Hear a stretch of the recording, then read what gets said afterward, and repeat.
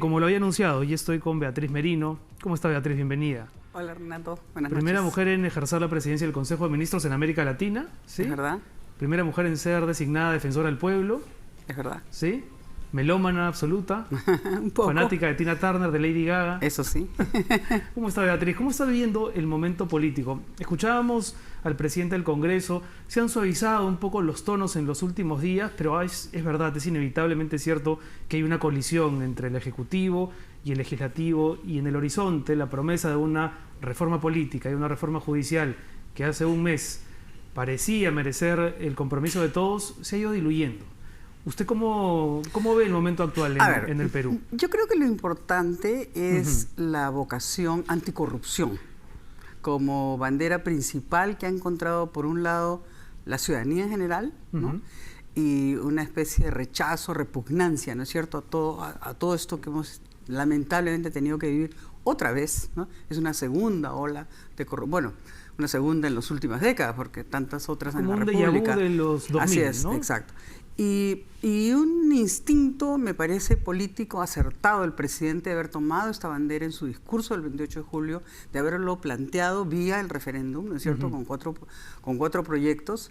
Y por otro lado, ahora, luego de unas escaramuzas, una reacción, me parece adecuada del Congreso, de ponerse a trabajar, de ponerse a sesionar en sus comisiones, tanto de Justicia como de Constitución, que estuvieron muchas horas ayer, y buscar un dictamen que entiendo va a estar listo mañana, ¿no? Y que ya les permitirá avanzar por lo menos en uno de los temas importantes, que es un Consejo Nacional de la Magistratura descabezado. Ahora, ¿usted nota de parte del Parlamento, de las fuerzas políticas, ese mismo compromiso de lucha contra la corrupción que usted ha subrayado como que debería ser lo principal en la agenda? Es lo que dicen, o sea, a ver, yo lo que creo, ¿no?, es que, y lo he planteado y lo he dicho ya antes, creo que el mejor ambiente para avanzar en estas reformas es el ambiente de diálogo, de conversación, de consenso, de persuasión, ¿no?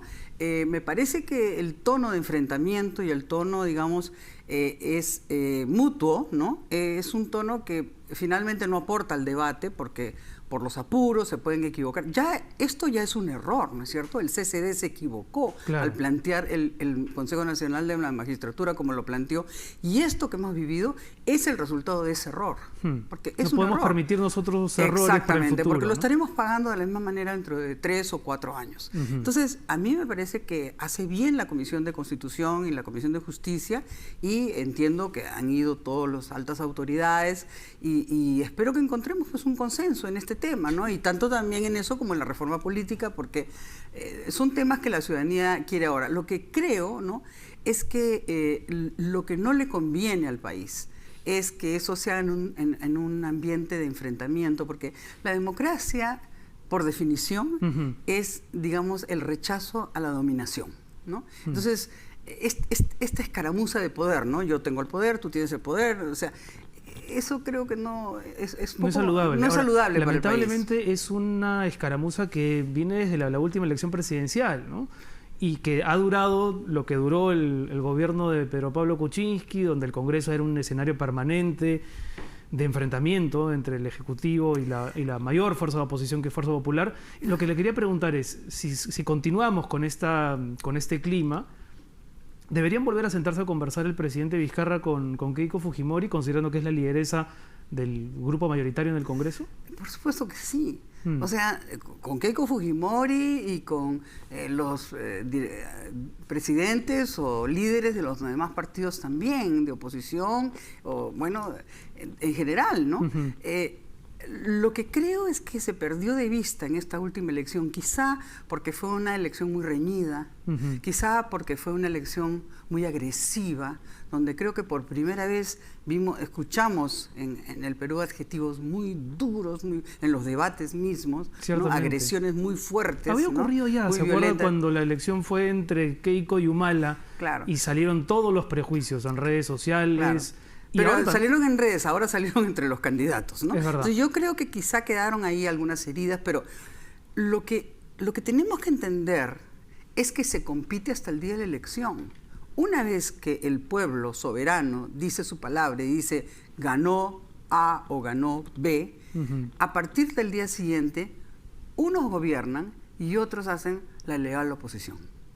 La leal oposición significa hacerla en el Congreso y significa hacerla dentro de los márgenes y marcos de la ley y de la Constitución. ¿Usted considera que Fuerza Popular se ha movido dentro de esos márgenes, que ha hecho una oposición legal? Es que yo creo que han sido 2 años muy difíciles, porque en ese periodo ha caído un presidente constitucionalmente elegido, ¿no? Entonces, los peruanos hemos tenido que vivir una convulsión, ¿no es cierto? Es un trauma para una república como la nuestra. Y hemos tenido además que vivir lavajato, ¿no es cierto? De acuerdo. O sea, no nos olvidemos que estamos en el medio, y hay también muchos intereses que se relacionan con lavajato, porque en realidad recién se acaba de destrabar este tema del convenio con las autoridades del Brasil.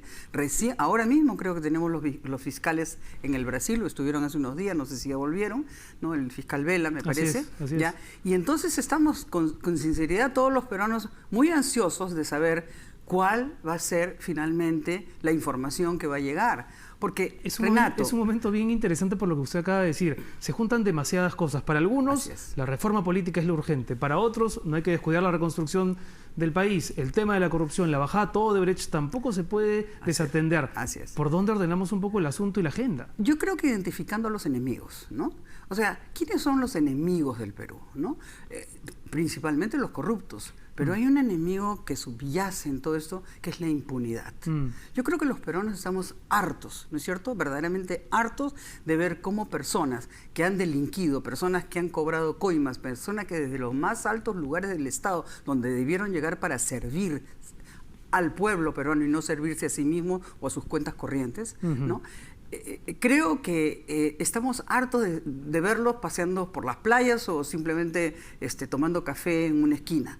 O sea, yo creo que si son culpables debieran ser sometidos a procesos, debieran ser denunciados, debieran ser condenados y debieran pagar sus condenas. Porque solo de esa manera, ¿no?, estaremos sentando al precedente que en el Perú quien delinque lo paga. ¿No es cierto? Y de esa manera estaremos previniendo que otros mandatarios, que otras personas que desempeñan cargos que de viceministros o ministros o lo que sea, no lo vuelvan a hacer. Entonces, a mí me parece que eso es más importante, ¿no? Que en qué fecha, que si es el primer domingo, el tercer jueves. O sea, no debería ser tan importante si llegamos a diciembre con no, el es referéndum. Importante, yo creo que la celeridad es importante, yo creo que el hartazgo es muy grande, es importante, yo creo que es importante respaldar al presidente, además, en una tarea contra el enemigo principal del país, que es la corrupción. O sea, yo no he escuchado a nadie en el Congreso decir, no, sí, yo estoy de acuerdo con los corruptos, ¿no? O sea, claro. O sea, todos estamos en desacuerdo y todos queremos, pero también hay que entender que subyace este tema del lavajato, y yo creo que lamentablemente, Renato, no solamente hay acusaciones contra expresidentes o expresidentes del Perú, también hay contra ministros, también hay contra congresistas, contra viceministros, contra empresarios de primer nivel en el Perú, que jamás se había visto esto, contra algunos de los estudios más importantes del Perú y de Lima, árbitros, digamos, del sistema de arbitraje que fue creado precisamente para alejarse, digamos, de todo lo que se decía el Poder Judicial. Y entonces, a mí me parece que hacemos bien en apurar el paso en esto del lavajato y de una buena vez por todas determinar responsabilidades, sancionar a los culpables y avanzar, digamos, en la reconstrucción de las instituciones que tienen que luchar contra la corrupción, ¿no? Ahora, evidentemente, es un momento que exige de parte del presidente de la República tener una muñeca política muy afinada, ¿no? Ya sea para conversar con las fuerzas de oposición, pero también para tomar decisiones de las que no se vaya a arrepentir más tarde y que no sean reacciones, ¿no? Hay quienes piensan que, por ejemplo, el pedido de incluir en el referéndum, o la iniciativa de incluir en el referéndum, la no reelección de congresistas, parecía más un arrebato de quien quiere demostrarle al Parlamento quién tiene el poder en este momento. Bueno, a ver, el presidente, como todos los ciudadanos del Perú, tiene el legítimo derecho de expresar su opinión, ¿no es cierto? ¿Pero a usted le parece, digamos, una iniciativa que a la larga pueda ser útil? A ver, yo lo que creo es que ya el pueblo del Perú, en su gran sabiduría, la decretó. O sea, solo el 15% de los parlamentarios tradicionalmente se reeligen, ¿no? Entonces, a mí me parece que hay que reflexionar sobre este tema, porque puede ser también una sanción a los que son competentes y buenos, ¿no es cierto? O sea, la pregunta sería, ¿no requiere el Parlamento de una sabiduría que venga, digamos, de la experiencia de parlamentos anteriores? Yo he sido parlamentaria, ¿Usted ha sido senadora? Yo he sido congresista y he sido senadora. Así es. Y cuando yo entré al Senado, bueno, era evidente que los senadores que tenían experiencia eran los que nos iban guiando, ¿no? No son temas sencillos. Manejar un país es manejar el destino de 35, ¿cuántos son? Millones de personas. Ahora, usted es una enorme responsabilidad. Evidentemente apuesta por un sistema bicameral. Sí, bueno, a mí siempre, yo pertenecía al último Senado, ¿no es cierto?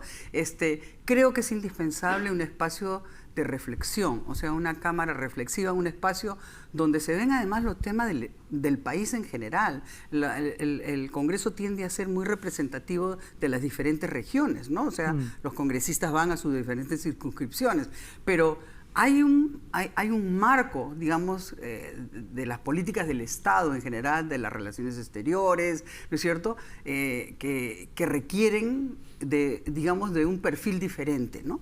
Y yo tengo la absoluta certeza, porque además he conversado con peruanos de gran honorabilidad, durante el curso, digamos, los últimos años, que me han dicho, mira, si hubiera un Senado, a mí me gustaría, ¿no? Y estoy segura que podría constituirse un Senado realmente de primer nivel en el Perú para beneficio de todos los peruanos, Ahora, ¿no? es un momento que también viene exigiendo de parte de distintos actores políticos y judiciales gestos, ¿no? Y el fiscal de la Nación, que está en un momento muy cuestionado, no parece entender que parte de su papel también supone eso, quizá dar un paso al costado ante el cuestionamiento de distintos frentes.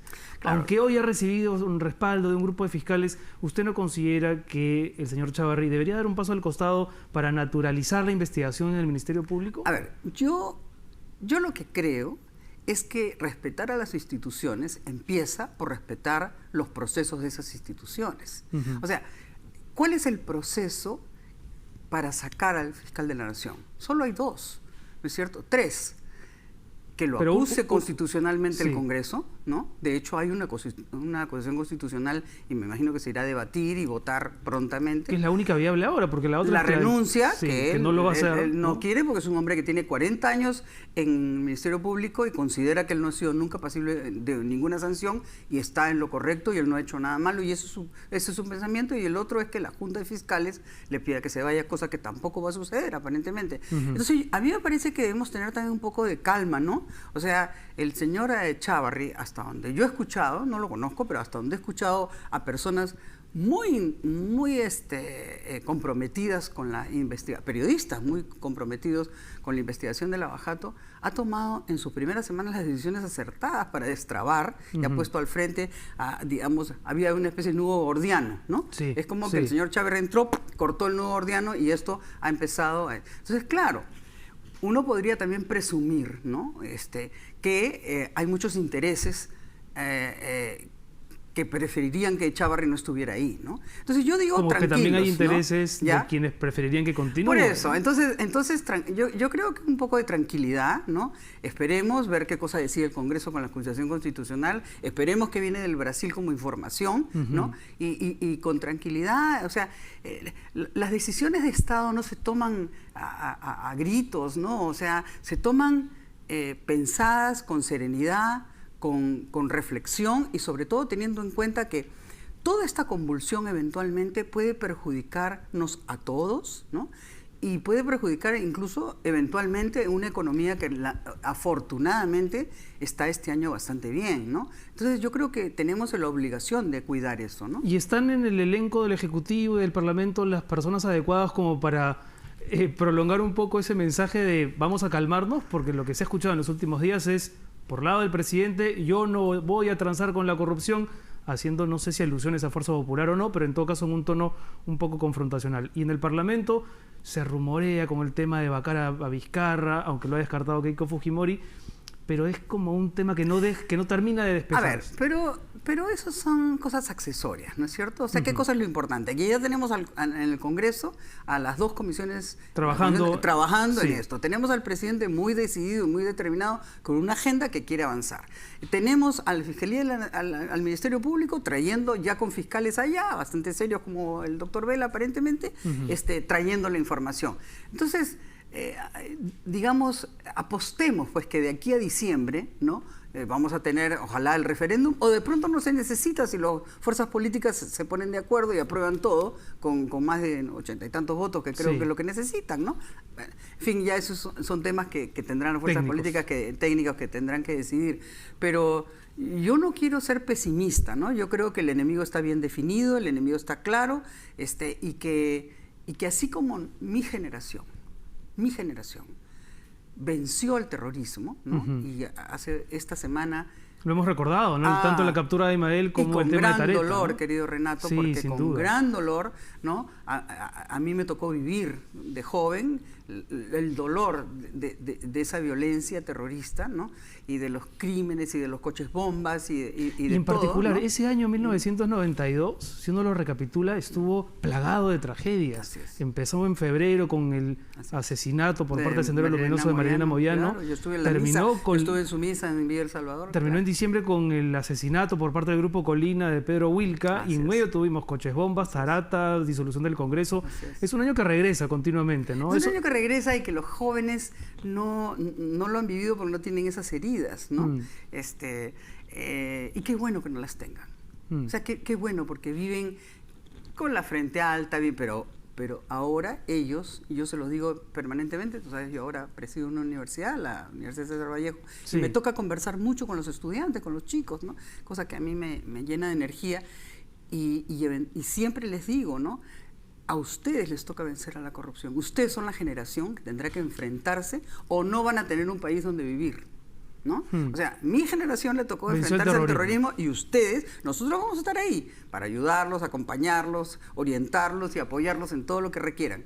Pero no permitamos que se apoderen los corruptos del Perú. Ya lo han intentado muchas veces. Yo estoy seguro que el pueblo del Perú no lo va a permitir. Antes de terminar, doña Beatriz, ahora que mencionó el cargo que tiene usted en la Universidad César Vallejo, en algún momento se le cuestionó el hecho de continuar en el cargo cuando el señor César Acuña estuvo involucrado en un caso de plagio. ¿Se lo pensó? ¿Fueron días difíciles para usted? ¿Lo conversó con usted misma o siempre tuvo en claro que no debía abandonar el puesto? Yo tengo muy claro las decisiones que tomo en mi vida y por qué las tomo, ¿ya? Yo estoy en la Universidad César Vallejo porque considero que los jóvenes, los 100.000 jóvenes que estudian ahí, tienen todo el derecho de tener una carrera profesional como la has tenido tú o como la he tenido yo. Muchos de ellos se presentaron a escuelas, a universidades públicas y no lograron por milésimas, porque en realidad todas estas universidades privadas también son el producto del fracaso de la universidad pública. Yo estoy en San Marcos. Sí, así es. Yo soy un producto de la universidad pública, ¿no es cierto? Entonces lo sé. Ya, y son personas que tuvieron el deseo de estudiar y que tienen todo el derecho de no vivir una vida siendo jardineros o gafiteros o choferes, que no tienen nada de malo serlo, ¿no es cierto? Porque todo trabajo dignifica, pero tienen la vocación de estudiar medicina o arquitectura o derecho, pero no pueden pagar pues las universidades que son tan costosas en las universidades de Lima. Entonces la universidad hace un esfuerzo grande en darles esa educación, ha hecho un esfuerzo enorme de inversión para su licenciamiento, que estoy segura de obtener pronto, y cada vez que yo me levanto a las 5 de la mañana todos los días para irme al campus lejos allá en Los Olivos donde tengo, y a las 5:30 salgo de mi casa, sí, yo sé exactamente por qué tomé la decisión de quedarme, por ellos. O sea, lo que me está diciendo, si la he entendido bien, es que se lo pensó, pero que pesó más para los chicos, el tema de los universitarios. Por los estudiantes, y mientras tenga la energía y la fuerza lo seguiré haciendo, porque creo que la juventud es la reserva moral del Perú, ¿no es cierto? Y creo que el Perú además tiene que sostener su crecimiento en personas que quieren sacar también a sus padres de la informalidad, de tener sus negocios en los mercados. Tienen todo el derecho, y nada me produce a mí más ilusión que ver sus sonrisas y sus ganas, y a mí eso me llena de energía. Bueno, siempre es edificante conversar con usted, Beatriz. Gracias por venir. Gracias, Renato. Y bueno, y no sé si sigue tratando de ir a los conciertos de Lady Gaga, sí. de Tina Turner. Trato, ¿cómo se llama? Trato cada vez que puedo. Ahora he estado con mucho trabajo porque este año pasé casi la mitad del año en Harvard. O sea, me fui a estudiar filosofía y ética precisamente entre enero y mayo. Así es que ha sido un año más bien de bibliotecas, ¿no es cierto? Este año, pero espero que el próximo año empezar a seguir ahí. Bueno, Tina ya no está. ¿Sigue leyendo poesía? Sigo leyendo poesía. Sí, me alegro mucho. Muchas gracias, Beatriz, por venir a ti, y por iluminarnos un poco con ese llamado a la calma. A veces el hecho de estar todos los días detrás de las mismas noticias nos hace también caer en estas olas de pánico y de enfrentamiento. El diálogo, qué bueno conversar con usted. El diálogo es lo único, o sea, la escucha activa, el podernos escuchar unos a otros y en ese ambiente de serenidad y de diálogo encontrar la verdad. La verdad normalmente no la tiene una de las dos partes, la verdad se busca, ¿no? La verdad se encuentra. Y yo creo que el Perú ha avanzado mucho, el Perú es un gran país, tiene un gran futuro, vamos a llegar al Bicentenario. Que yo ojalá que lleguemos bien. Sí, vamos a llegar bien y además será un momento de repensarnos y relanzarnos. Nos quedamos con eso. Un aplauso por favor para Beatriz Merino. Vamos a hacer una pausa y regresamos para conversar con Fernando Tuesta Soldevilla sobre lo que ocurrirá con la OMP y con el Jurado Nacional de Elecciones.